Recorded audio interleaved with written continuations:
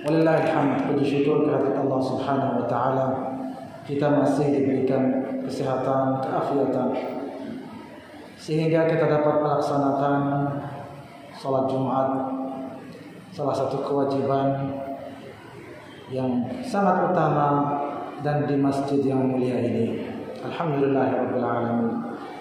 Beberapa waktu lalu kita ketahui kita sempat libur melaksanakan sholat Jumat sekitar beberapa minggu ataupun beberapa bulan. Ketika itu banyak orang yang bertanya-tanya, bolehkah atau berdosakah? Jangankan ketika itu, dan para ulama pun di seluruh dunia sudah menjawab dan menjelaskannya. Sekarang pun ketika sholat Jumat sudah terlaksana di semua masjid, masih saja ada yang bertanya-tanya karena pelaksanaannya dengan protokol kesehatan dan lain sebagainya. Kita menjaga jarak, kita memakai masker, dan juga ketika masuk kadang-kadang kita memakai atau dipakaikan hand sanitizer dan lain-lain.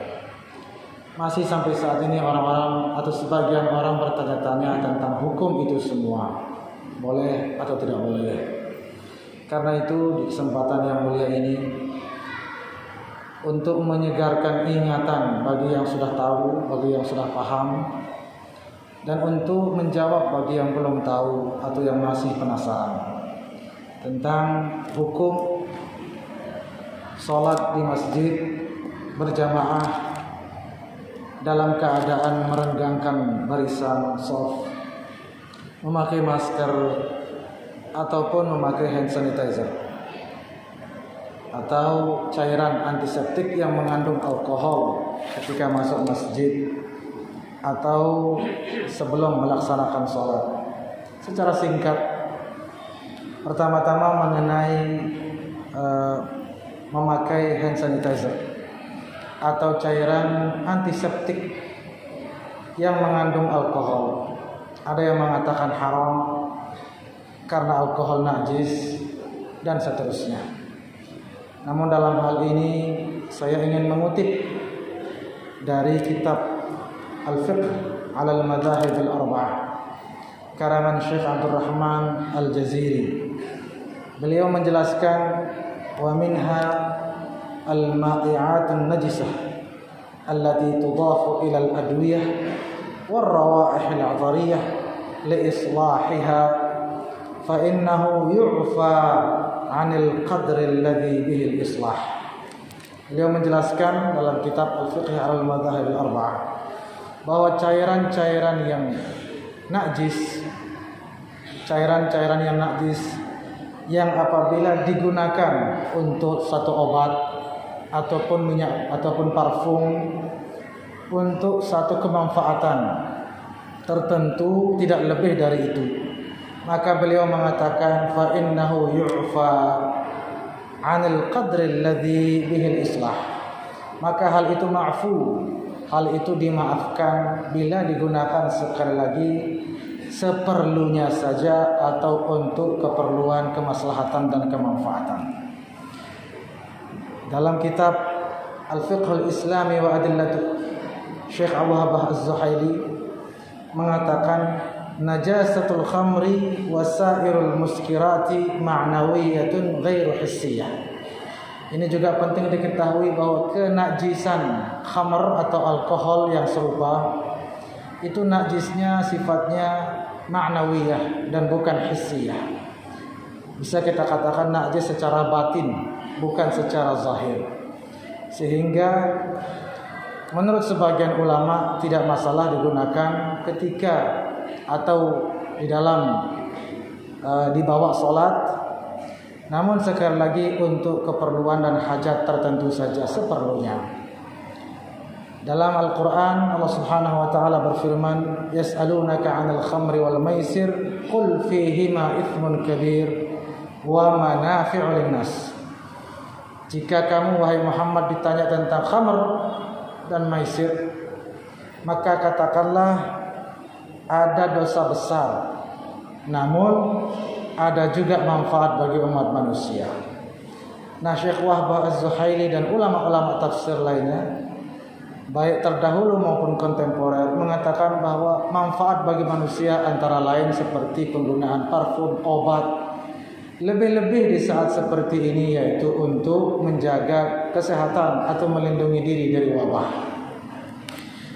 Itu tentang memakai hand sanitizer atau antiseptik cairan beralkohol untuk sholat.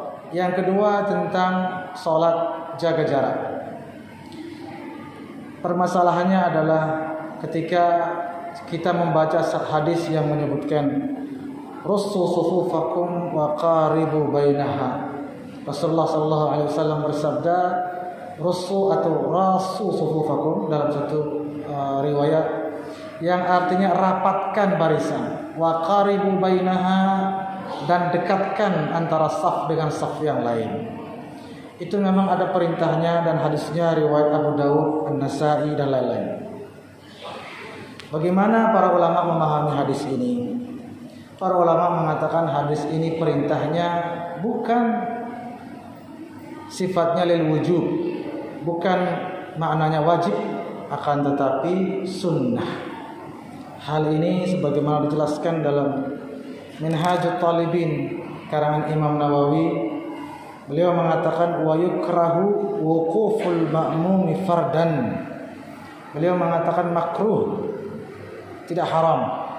Makruh seseorang makmum berdiri sendiri di saf satu orang sendiri.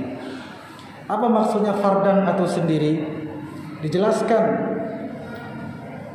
sebelumnya Imam Nawawi mengatakan bal yadkhulus saffa in wajada sa'atan. Janganlah seorang makmum berdiri sendiri, tetapi hendaklah dia masuk ke saf yang masih renggang. Dia masuk di situ. Fardan di sini dalam kitab Hasyiah Al-Qalyubi wa Umairah disebutkan bi an yakuna fi kulli min janibaihi furjatan tas'u waqifan fa akthar. Yang makruh sendiri di sini maksudnya yang apabila di kiri kanannya masih muat satu atau dua orang makmum. Itu namanya salat sendiri dan itu sekali lagi hukumnya makruh, bukan haram. Bahkan dalam Rawdatul Talibin Imam Nawawi menegaskan walau waqafa munfaridan sahhat salatuhu. Kalaupun dia salat sendiri maka sah salatnya. Dalam Tuhfatul Muhtaj Imam Ibnu Hajar Al-Haytami menjelaskan, memberikan penjelasan tambahan. Beliau mengatakan in kana ta'akhuruhum li'udhrin kawaqtil harri bil masjidil haram fala karahata wala taqsir. Kata Imam Ibnu Hajar Al-Haytami, kalaupun salat sendiri tidak di barisan yang lengkap, yang masih renggang karena terlambat, karena cuaca panas dan lain sebagainya, maka gugur makruhnya, kata Imam Ibnu Hajar. Jika dalam keadaan kondisi ringan seperti itu makruh saja menjadi tidak jadi atau gugur, apalagi haram, lebih-lebih di saat seperti ini.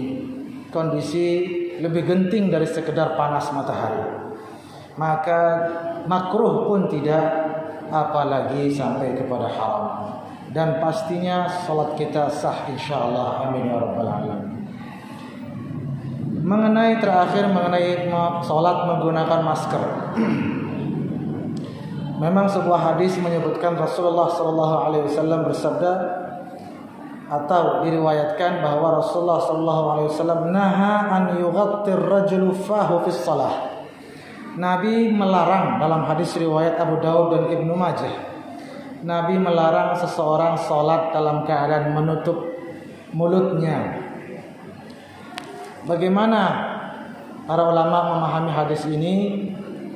Para ulama mengatakan larangan ini juga bukan larangan bermakna haram atau tahrim, tapi lil karahah. Larangan di sini larangan makruh. Itu pun kata ulama li ghairil hajah. Dia makruh apabila tidak diperlukan tutup mulut itu. Itu makruh. Nah, para ulama di sini saya mengutip dari Al-Majmu' Syarah Al-Muhadzab, Imam An-Nawawi mengatakan wa yukrahu an yusalli ar-rajulu mutalathiman ay mughattiyan fahu biyadihi aw ghairiha wa ila akhirih. Beliau mengatakan makruh seseorang menutup muka atau menutup mulutnya di dalam salat. Di dalam kitab Al-Minhajul Qawim juga dijelaskan oleh Imam Ibn Hajar Al-Haytami, wa yusannu kaunuhu maksyufan. Sunnah mulut atau hidung, kata beliau, ditutup.